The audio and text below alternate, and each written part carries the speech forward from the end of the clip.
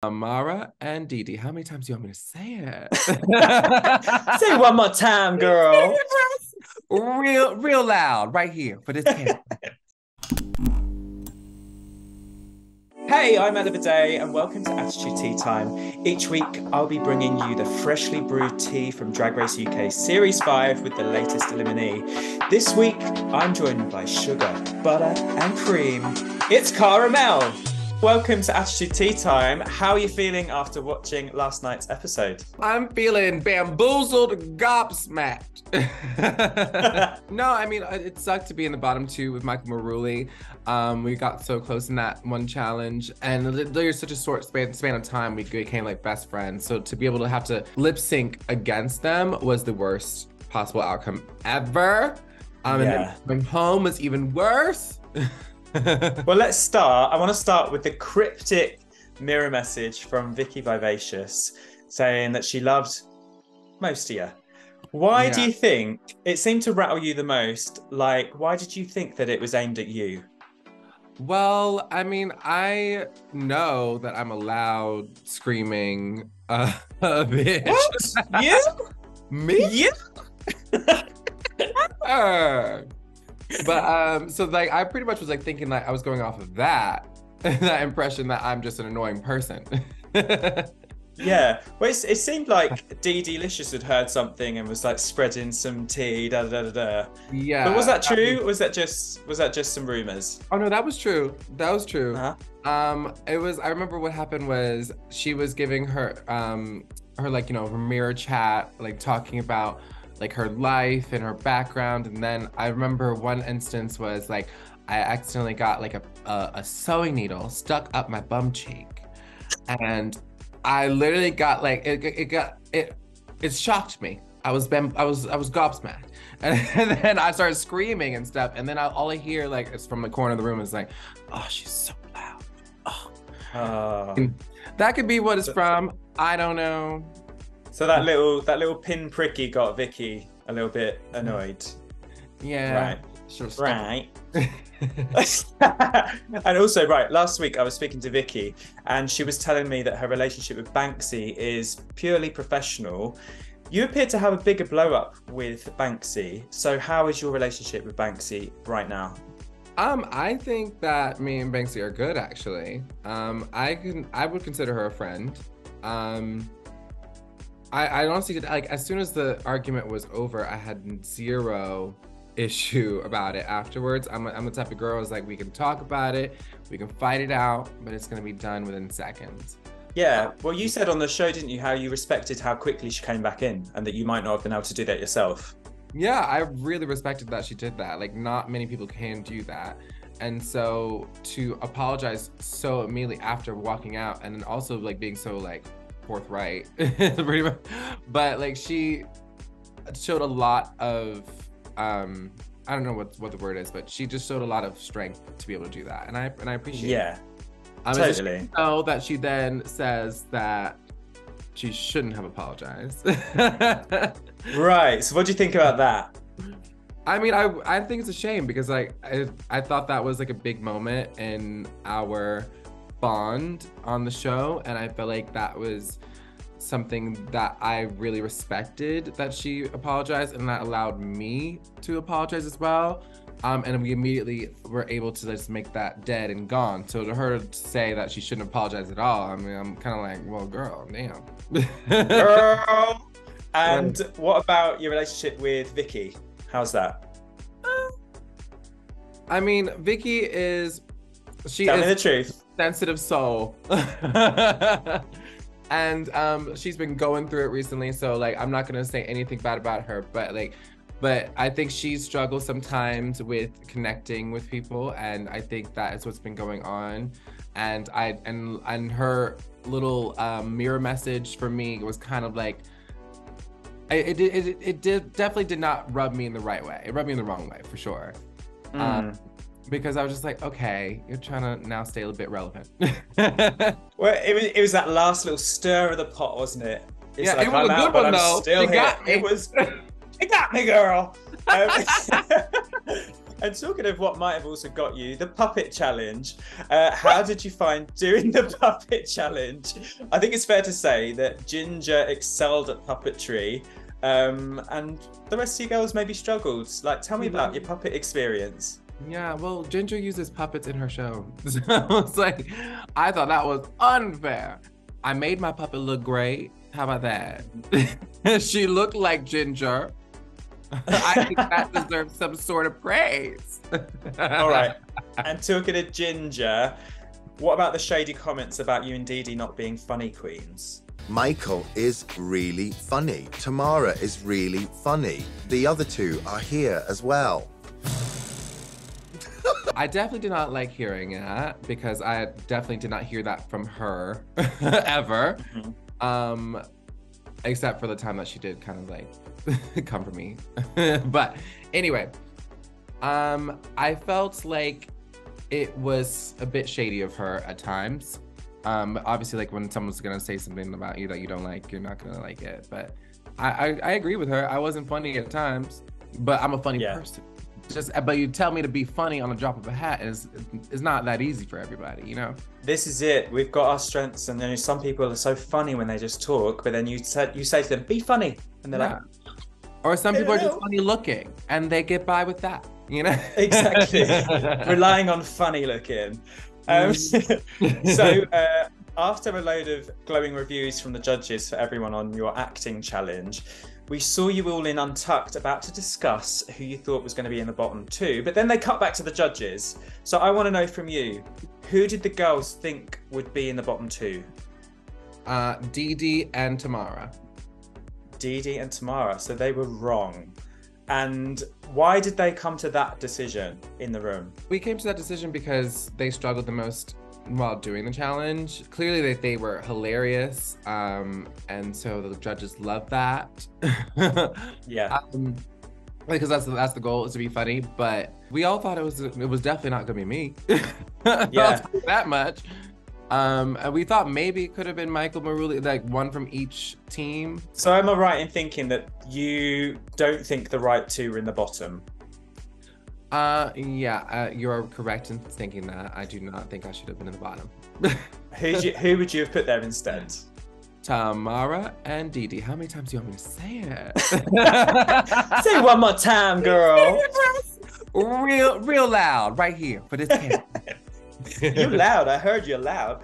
So how did you feel about lip syncing against Michael? It seemed really emotional. You were both in tears. How did it feel in the moment? Because it's scary, right? Yeah, it was awful.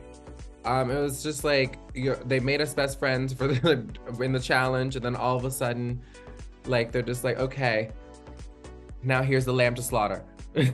Yeah, because you seem to really, really bond working together for your WAGs, and to then go up against each other, that must have sucked. Yeah, the tears were a-flowing.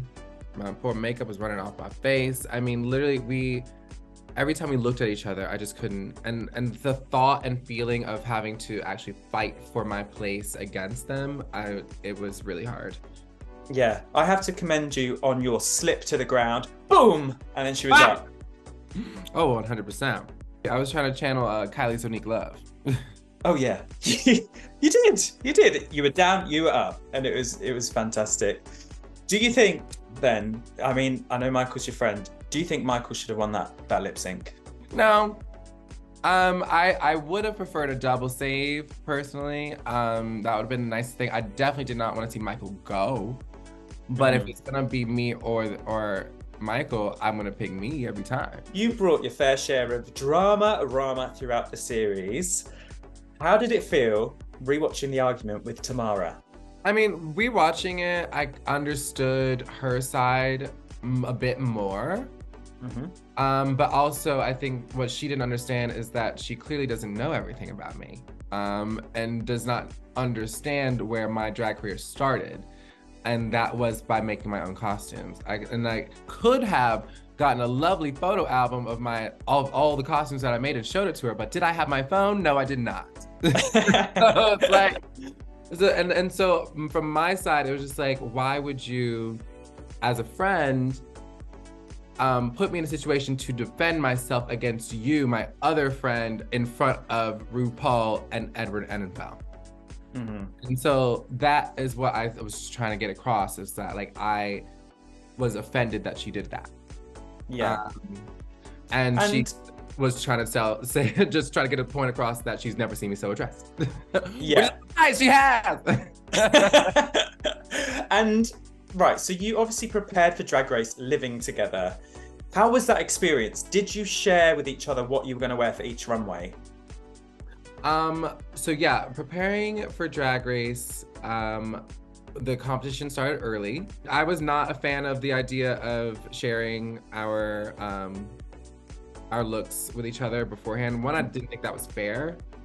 And two, it's also like, I was just gonna give the other girl an opportunity to kind of like one up them. So no, I wasn't gonna do that. But did it happen? And did she see my stuff before it was all finished? Yeah. It's impossible to get away from that. Yeah, I was gonna say that's impossible. And do you still live together now?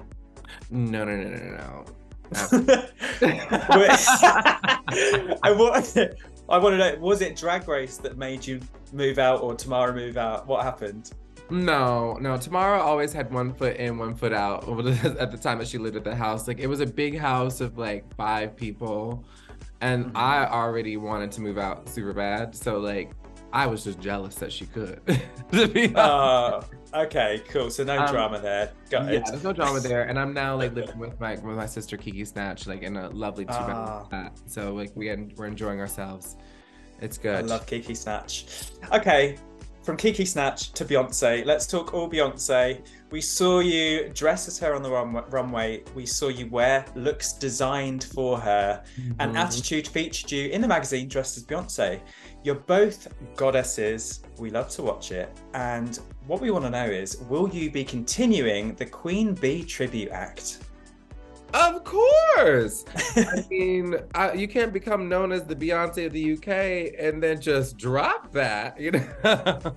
So, yeah, like I will definitely be doing some more Beyoncé acts. Actually, I will be at Heaven on Saturday performing a Beyoncé number, a whole Renaissance moment, okay? Ooh. Yeah. So this video will come out on Saturday. So tonight, guys, go and watch it. Go out tonight, my darlings. How did it feel being the only American in the cast? Well, I was a bit singled out, like 100%. There are jokes that I still will not get. That still goes over my head with the British humor. There's still certain types of things that I just won't connect with, like growing up always doing pantos and watching pantos. So like there's like those type of small things that definitely made me realize the differences. But it didn't really bother me that much because I've been living in the UK for such a long time. So exactly. Were you ever tempted to apply for the American version? Yeah, I've applied twice actually. I think once for season 10 and once for season 12, I think. Oh, okay. I heard you were about to be in an action Shiro film called Slay with some other American sisters, Crystal Method, Heidi in Closet, and Trinity the Tuck. Those are some big drag names. So tell us about the film and how you became involved with it. I am so excited that we can finally talk about it because being there was like, oh, NDA. But yeah, so the movie's called Slay. It was directed by and written by Jem Garrett. An absolutely amazing director. And we filmed the whole thing like in South Africa. It's based in the US though. And the story is around these 4 very different drag queens. They're in a girl group touring around the US. And all of a sudden they end up at this really, really awful dive bar with the most awfully homophobic Homo sapiens. And then yeah, so then once they're there, they're still like performing, they decide to go through with it. And then while the whole thing's going down, the whole place is overrun by vampires. Ooh. Yeah. This sounds juicy, mama. How did you get involved with it? Did you have to go to America and audition? Like, how did that come about? It came about by my management reached out and they said, we think you would be perfect for this role, so we're gonna put you forward for it. And then the director, I guess they must have seen my Meet the Queens in my first episode already. Yeah. So they immediately were like, that is this character. Like, she is Yeah. this. Oh, And incredible. Congratulations. Like, that's amazing. I saw that you were away and I was like, what's she up to out in South Africa? So that's incredible. Well done. So finally, I just want to talk about how it felt to represent the trans community on Drag Race Season 5. It was amazing. I think representing the trans community, it's something that like took a lot of time and confidence to be able to do, because to come out as trans, especially in this world, in this climate, it is hard. But yeah, and then so to receive such an outpouring, like love and support from other trans women and people like saying, thank you so much for sharing your story, because you're putting out there exactly like what we're going through on the day to day. And that honestly just makes me feel like so fulfilled, because I've always wanted more people to see themselves on TV. And we are getting more and more amazing Black trans women like coming through. And with everything going on with the government in this country right now, do you feel like it's more important than ever to share your story? 100% more important than ever. I mean, the fact that was it Rishi Sunak, like was just saying that like it's men are men, women are women, and there's no in between. That's that. Like that's just discounting an entire like spectrum of people, and it hurts because it's like, you're a person, you're here, why don't people see you? Why are we all of a sudden somehow invisible? It doesn't make sense to me. And to like just have our existence pretty much just be discounted just because we exist, literally just it breaks your heart. And it's just like, why am I even here? Sometimes you just think, why am I even here? Why am I on this world? This planet is not for me. But it's important to just have us on TV to just like show people.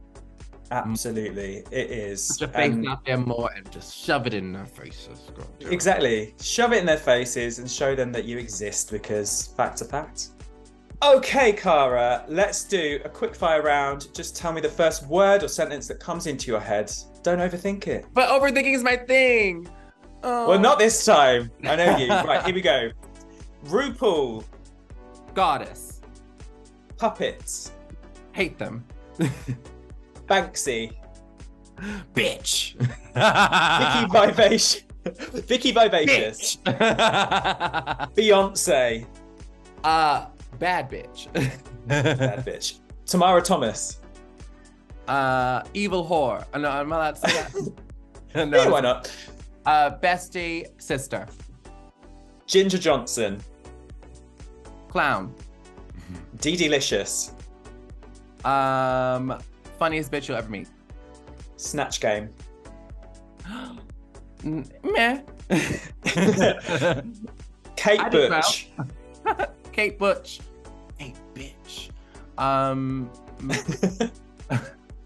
Kate Butch. Wig. Michael Maruli. Michael Maruli.